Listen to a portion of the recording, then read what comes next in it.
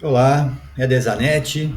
Escute o cientista, a floresta e a silvicultura na Amazônia brasileira. Antes de começar, eu gostaria de esclarecer para aqueles e aquelas que não sabem que eu tenho um doutorado em ciências florestais, exatamente sobre a Amazônia brasileira, e participo ativamente dos dois maiores fóruns globais como cientista, o de mudanças climáticas e de biodiversidade, né? Eu sou membro lá do painel de florestas do Mecanismo de Desenvolvimento Limpo da UNFCCC e autor líder do IPBS do Levantamento das Américas, ok? Bom, florestas, por definição, são árvores umas ao lado das outras. Já a silvicultura é uma atividade rural que produz madeira industrial e para energia das florestas pelo uso da fotossíntese. Isso é silvicultura. Floresta é a árvore parada uma do lado da outra. Ou seja, são duas coisas completamente diferentes. É como falar sobre uma frota de ônibus que pode estar estacionada um ao lado do outro, e da combustão móvel, que é o resultado da queima de combustíveis fósseis pelos veículos.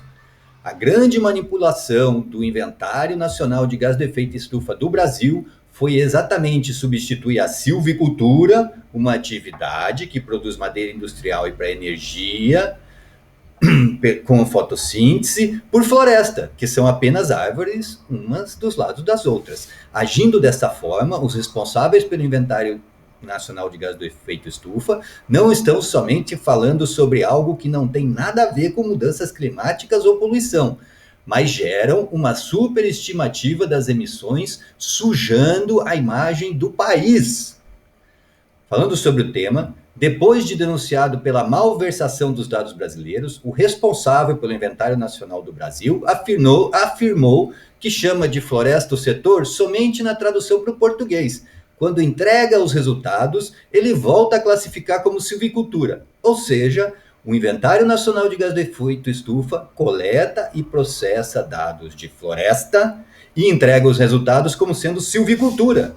Isso vem sendo feito há 20 anos no Brasil, destes 20, 15 anos com o conhecimento dos responsáveis pelo Inventário Nacional de Gás de Efeito Estufa. Eu mesmo informei como revisor, inclusive das Nações Unidas, antes como pesquisador da Embrapa. A consequência é que as políticas públicas brasileiras e as metas nacionais voluntárias, as chamadas NDC, foram estabelecidas com dados manipulados para retratar a dinâmica e produtividade do setor de silvicultura a partir da figura estática em repouso das florestas. As florestas em si, assim como os ônibus estacionados, não tem qualquer efeito sobre a redução de gás de efeito estufa na atmosfera. É a atividade da silvicultura que trata da fotossíntese, assim como a atividade dos transportes que trata da combustão móvel, que tem resultado em termos de redução de poluição. Entendeu? De retirar o gás da atmosfera para você ter fotossíntese, para ter silvicultura. Não adianta você ter a floresta. O prejuízo é bilionário todos os anos, com um imenso esforço sendo feito em todos os níveis, com base em dados falsos, que não representam o setor de silvicultura do Brasil. Ok? Isso as pessoas precisam entender. A silvicultura brasileira é um dos setores mais vigorosos da nossa economia, movimenta bilhões de dólares, gera milhões de empregos diretos e indiretos.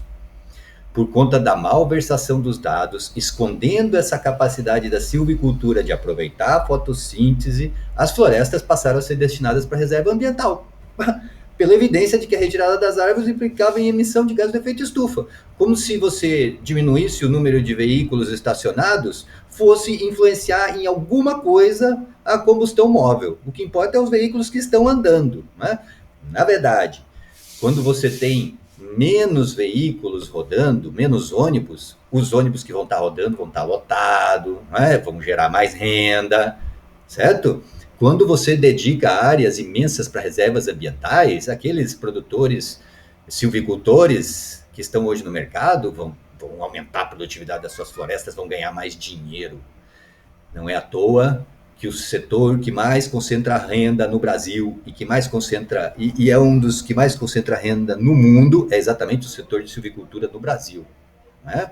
Impedimento de entrada de novos atores no mercado, assim como se a gente proibisse as pessoas de colocarem frotas de ônibus, ia beneficiar o empresário que é dono da frota que está rodando. É isso que acontece. Os maiores beneficiados com a criação de reservas ambientais no Brasil, né, são as oligarquias agrícolas e silviculturais. Tá? O ônibus que opera com mais intensidade, levando mais passageiro, vai atender melhor a sociedade. Né? Com menos floresta, quem tem floresta vai ganhar dinheiro, né? Quem tem floresta que pode utilizar. Tá?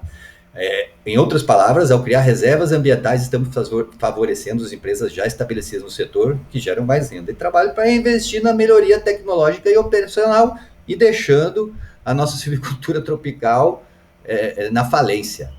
O setor de silvicultura no Brasil é um dos maiores concentradores de renda do mundo, juntamente com o agronegócio, os maiores beneficiados das reservas ambientais, ok? Nos últimos 30 anos. Enquanto as políticas públicas destruíram o setor de silvicultura de nativas, embarcamos na maior crise econômica da história, com desemprego se tornando a realidade para dezenas de milhões de pessoas. Tá? As madeiras nativas brasileiras e as terras que elas recobrem podem ser utilizadas intensiva e extensivamente a partir da identificação do potencial da silvicultura para melhorar o desempenho fotossintético e produzir cada vez mais madeira industrial e para energia. A mentira do Inventário Nacional de Gases do Efeito Estufa fez as pessoas acreditarem que o consumo de madeira tropical destrói as florestas. Mas agora vocês sabem que isso não tem relevância. O importante é que a silvicultura tropical evolua.